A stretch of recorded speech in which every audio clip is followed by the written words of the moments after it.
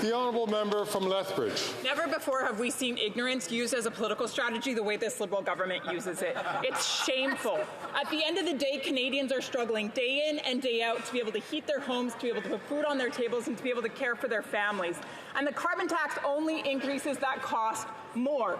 And what do you know? On April 1st, the carbon tax is scheduled to go up yet again. This government is going to hike it again on April 1st. So would this government choose to put its feet into reality and to acknowledge the struggle that everyday Canadians face and show a little bit of compassion, scrap the tax, stop the increase? The Honourable Deputy Prime Minister and Minister of Finance. You know, Mr. Speaker, earlier today the Conservatives were talking about hypocrisy, and that is a subject they know a lot about. They are particularly hypocritical when it comes to talking about supporting working families and the most vulnerable. Since we formed government, 2.3 million Canadians have been lifted out of poverty. The poverty rate in Canada has been cut in half.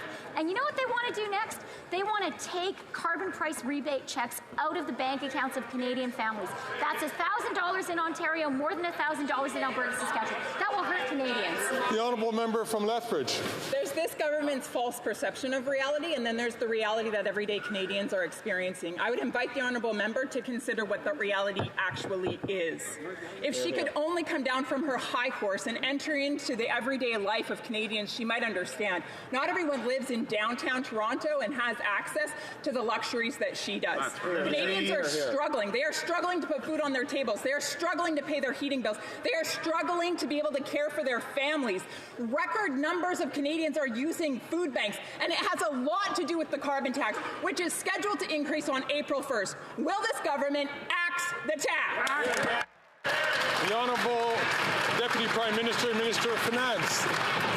You know, it's certainly the case that the vast majority of Canadians do not have access to the luxuries that the Leader of the Opposition enjoys. Government-provided housing, a chef, people caring for his home. So let's be fair, people who live in glass houses should be more careful about throwing stones. When it comes to the price on pollution, that returns more money to 8 out of every 10 Canadians.